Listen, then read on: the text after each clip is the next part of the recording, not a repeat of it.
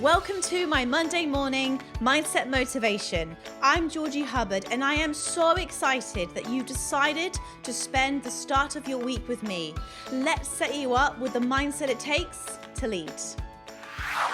Hello and welcome to another episode of my Monday morning mindset motivation. I hope you had an amazing weekend and hopefully you're looking forward to a fresh new week full of lots of opportunities to learn, to grow and be the best version of yourself. So today's topic is it necessary for success to have high levels of self-belief and confidence?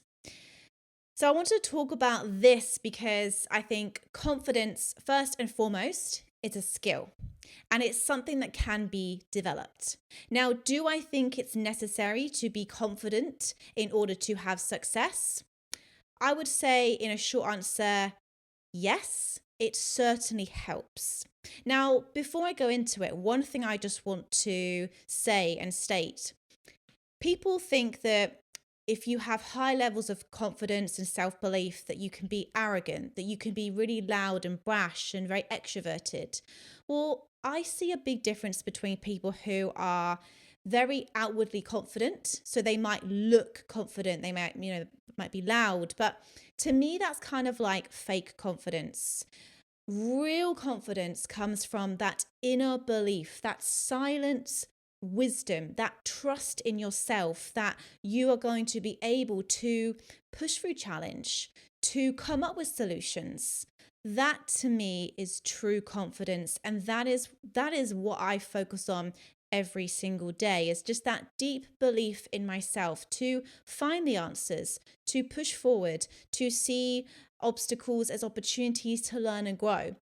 But I don't see confidence as, being arrogant or being a show off, and I think that that's kind of where the word confidence has a bit of a bad rap. So yes, of course, you can get people who are confident and are loud and are, just to have that presence about them. And that's okay if that suits them. But I'm talking more about the deep inner confidence. That to me is key here for success, because when you truly believe in yourself, when you think, I can do that, I can achieve that, I can find the solution to that problem, you will build the courage and build the confidence and ultimately go on to have a very successful life. And not just in business, but, in your relationships, the relationship you have with yourself. So, of course, you will be happier if you are more confident because you're going to have the courage to go for your dreams.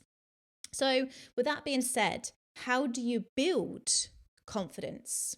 Well, I want to give you 5 things that you can do right now this week. Number 1, focus on courage first. So the good news is, if you're listening to this and you're thinking, I'd love to build my confidence, Georgie, but I don't know where to start. Well, confidence is a skill, as I said. So the first thing that you can do is build courage.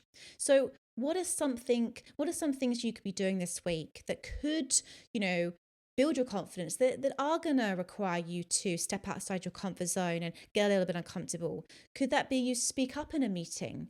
Could that be that you talk to a stranger today, if you're just walking around, grabbing a coffee, whatever? It's the smallest of acts of courage that can build our confidence.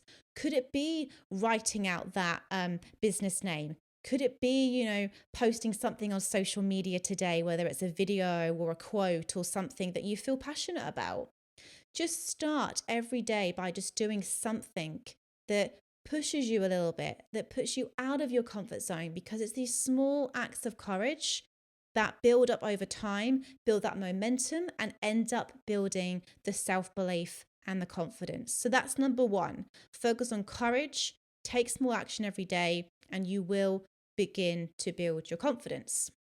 Number 2, be aware of your body language. Harvard recently did a study and they called it the power pose. And when people stood up tall, pulled their shoulders back, or sat upright in a chair, they instantly felt more confidence. So they actually, this was proven, they boosted testosterone by 20% and reduce cortisol, which is our stress hormone, by 25%. So if you are about to make a big sales call, or you're about to, go in and into an investment meeting, or you're about to deal with anything that requires you to step up, think about your body language. When we think about people who are naturally confident, how would we describe them?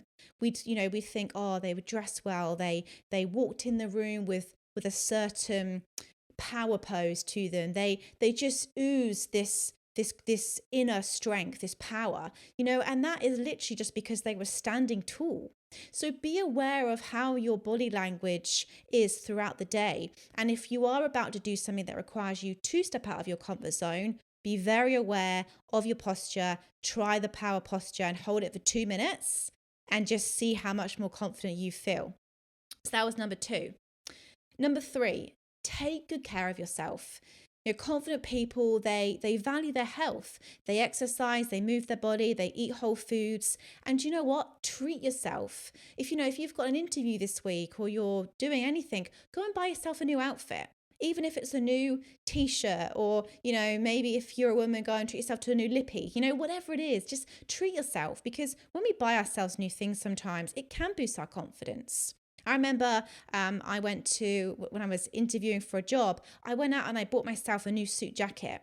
And just putting on that jacket made me feel like $1 million. I instantly felt more confident, because when we look good, we feel good. So, invest in yourself, work out, move your body, because people who love themselves and are confident, they do take better care of themselves. So take good care of yourself. Number 4, don't compare yourself. Now, this is a really, really key one that I truly believe the quickest way to strip away joy and happiness is to, compare yourself to somebody who maybe, has got something that you want. It is the quickest way to knock our self-belief. And look, everybody is on their own journey. Now, the only person that I ever compete with is myself. Now, I won't lie, I used to be very competitive with everybody, my family, my friends, even my own husband, and it actually started to eat away at me and caused me a lot of problem and anxiety. So it's when I flipped it and thought, do you know what? The only person that I should ever compete with is myself. And I now look at competition differently. I don't see it as like a ladder of like, I'm above this person or I'm below this person. I just see it as, we're all on this road together. Some people are ahead. Some people, are older, wiser. They've been through more things in their life, so they're slightly ahead. And then there's some people that are slightly behind. But we're all on the same journey of life together. No one's better than anybody else. There are just some people who have more life experience, who have achieved more, maybe because they had more confidence. And we can learn from these people. Now, I want to be somebody who pulls people along with me, but pulls people along and not pulling people up. Because I do believe that we are all on an equal playing field. We do have a lot of opportunities in life. Yes, granted, some people are born into families where they have maybe more opportunities, but ultimately, I do believe that there is always opportunity for people who look for it. But the quickest way to knock your confidence and your joy is to compare yourself to others. So don't compare, don't compete. Just focus on you, stay in your own lane, and work towards becoming the best version of yourself. And finally, speak kindly to yourself. We are our own worst critics, and it becomes a self-fulfilling prophecy. You might sort of go, right, I'm going to do this. I'm going to put my hand up in that meeting, or I'm going to put my name down for that course, or I'm going to start that business. But if you haven't worked on yourself, if you haven't really tapped into that inner strength, that inner belief, the first thing that goes wrong, or the first thing that, causes you a little bit of unease, you're going to tell yourself, see, I told you were stupid. I told you weren't good enough. I told you weren't ready. So this is why it's really important to really develop that inner strength, that inner belief. Because when obstacles come up, and they will, we're always going to be challenged. Instead of, thinking, oh, see, I told myself I was going to fail, we go, okay, this is a little bump in the road, but this is also an opportunity for me to get even better. So be really aware of how you talk to yourself. Be very aware of that inner voice that says you're not good enough. You aren't capable. Change your story.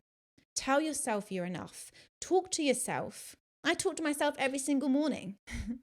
And I reflect every single night before I go to bed, like, what am I proud of today? What have I achieved today? What kind of person have I been today? And that instantly makes me feel really good about myself, because I'm not just doing any of this to to get external validation. I'm doing this because I want to feel good about me, good about the person that I'm becoming. So don't beat yourself up. Don't listen to your inner critic. Have the courage to go for your dreams, and you will build the confidence. It takes time, it takes practice, but I promise you, having self-belief is such a powerful force if you want to achieve any type of success in life. So I really hope that this short Monday morning motivation got you fired up for the week. Do something this week that scares you. Push yourself out of your comfort zone.